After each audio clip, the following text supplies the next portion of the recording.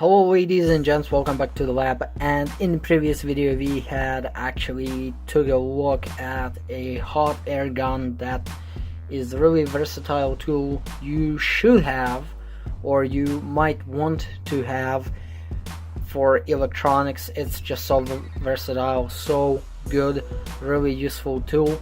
And in today's video we will be tearing it down, seeing how good it actually is, why is it so cheap, and should you buy this particular model, because that is a concern. When it plugs into the wall, you should be 100% sure that it's safe. Well, let's get right into the video and get it all started.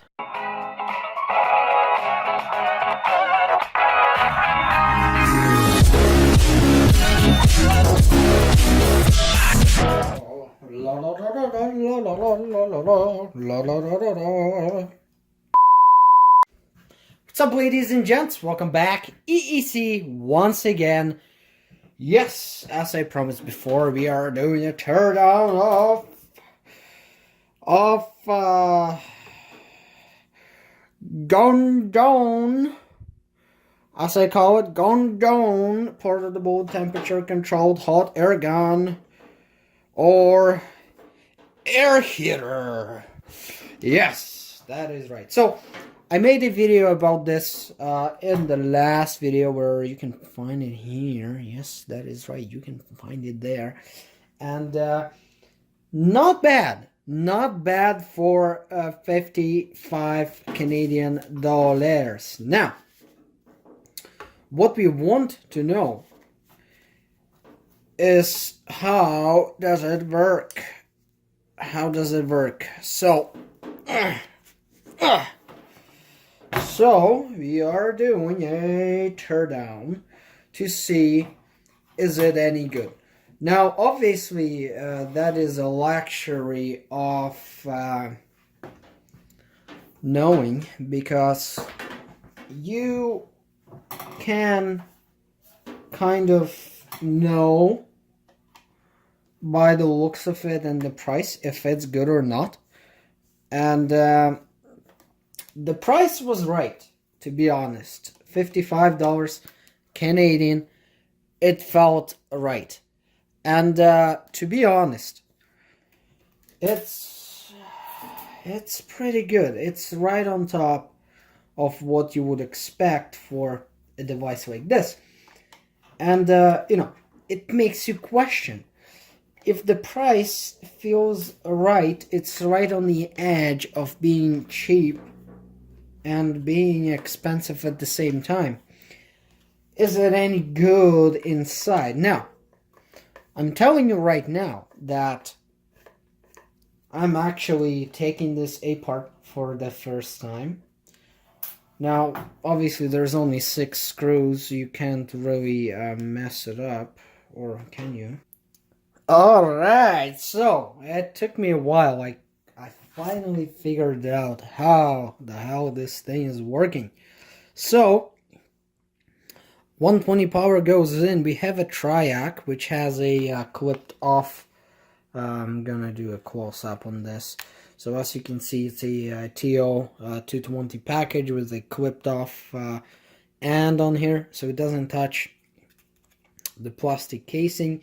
Chinsey, yes. Does it work? Yes. So, I mean, no real concern here.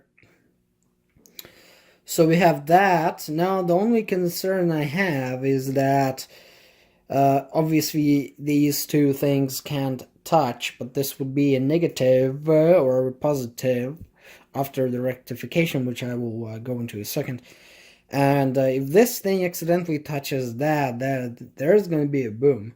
So I'm kind of let down on that. They should have used a insulated TO220 package transistor, or triac in this case, but we have what we have. I might actually change that if I have to, but I don't really have to. So power goes in. We have a triac, which is controlled by this screen. Well, not really the screen, but it's controlled by this potentiometer here, or I mean the other one We have a diac here, which, if you know how the triac works, it needs a diac in order to choose properly.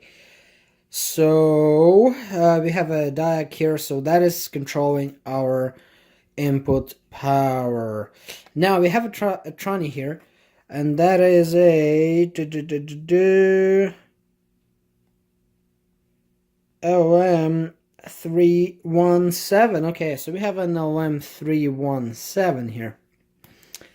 Now, and we have this capacitor here. So by the looks of it, they're using that cap to limit the current, and then a couple of resistors here to actually step down the voltage. It's kind of a transformer-less thing here. So they use that to provide power for the motor and this. Now, the cool thing is it's getting rectified and then input into this push-pull configuration. Now, I'm not sure about the part numbers on these two devices here, but they are obviously switching transistors. Now, it's a push-pull configuration. By the looks of it, it's a pretty much a ZVS, zero voltage switching circuit, which drives this transformer. Now, the transformer would most likely drive the filament that's glowing red hot. Why are they doing that? I have no idea. It would be just beneficial to use a triac and control the heating element that way, but they have a transformer in there for some reason, so I don't quite understand. The motor is actually fed from the LM317, so I would say that this potentially controls the motor. That would be my best guess, like probably 99% chance that is controlling the motor, and this is controlling the filament. So yeah, there's really nothing to it. I mean, two potentiometers, one controlling LM317, one controlling the triac, and we have a switching circuit that controls the transformer and then gives power to the filament. Now, the thing that is really cool about this is it has a thermocouple in here, which you see the temperature reading on this. Also, it must have a thermal switch. As you know, by me using this thing, it shuts off by itself, and obviously that is not through software, but rather yeah, but rather actually through hardware. So I mean, yeah, the circuit board is purposely built specific for this application. I don't see anything wrong for soldering. The job is really nice. It seems to be decent. The wires are decent. I'm not going to go into further, but that is a centripetal fan. Centripetal. Oh crap, it's actually metal. No freaking way. Can you guys see it? It's shiny. Is that actually metal? I don't want to take it apart further, but that seems to be metal. Figured that out. So that is actually pretty cool, and there's not much I would actually want to redo in this thing, because I thought I might have to redo some soldering inside, but it seems to be decent for the first time I bought something, and it seems to be decent. Unbelievable.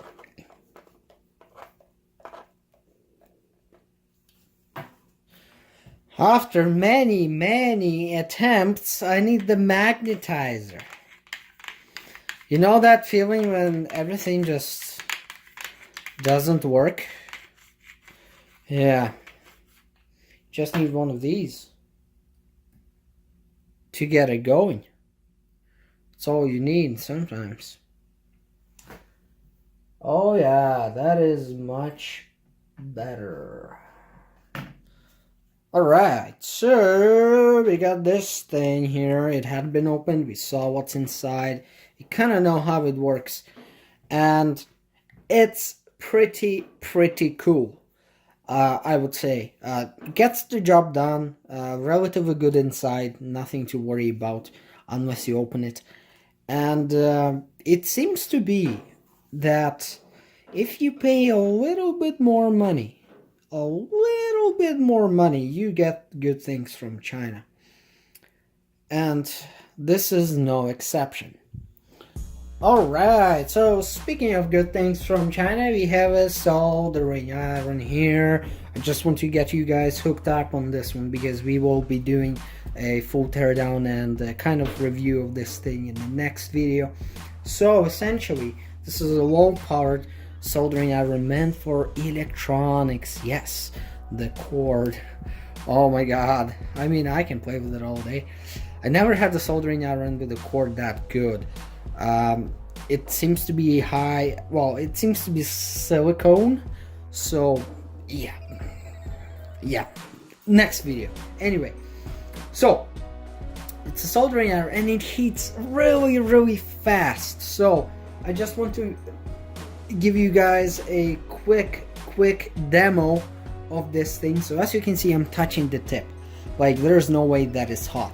Okay, I can hold it for longest periods of time because it's cold. It's getting warm from my hand, but otherwise nothing. So there's a 120 volt power in, and there's a switch on the back, and it actually has a fuse. I figured that out. It has a fuse. Anyway, so we turn that thing on, and the heat up time is really fast on this thing. It's just incredible. So as you see, I turned it on, and now it's getting really hot. Now, if I touch it, see, it's really hot, and now it melts solder. Yes, that is right. As you see, oh yeah, it melts solder already. So that is incredible, and we are at 350C right now. So adjustable temps, everything you would ever want for a soldering iron. I think this is a 75 watt unit. Really handy. Huge tip selection. Heiko T12, I think, tips for this one. So I bought all these tips for, I think, $20, no, $15 or something. Absolutely amazing. Now the tip itself has a heating element inside, so you never have to worry about messing up your soldering iron, like your filament burns out or anything like that, because you just replace the tip. And the tip, if you buy one, it's only $5 Canadian or 4 US. So that is really cheap. So I bought a full set for all kinds of jobs. I mean, your pointy tip, your bendy tip, your flat kind of tip. Yeah, I just want to get into it. So I will be doing a review of this thing in the next video, so stay tuned for that. And that's just an amazing unit. The quality is really good. So yeah, thank you guys for watching. I hope you enjoyed this video. If you did, like it down below. If you didn't, dislike it. You know how it goes. If you dislike it, tell me why at least. That's gonna help the channel. And if you're new on this channel, subscribe.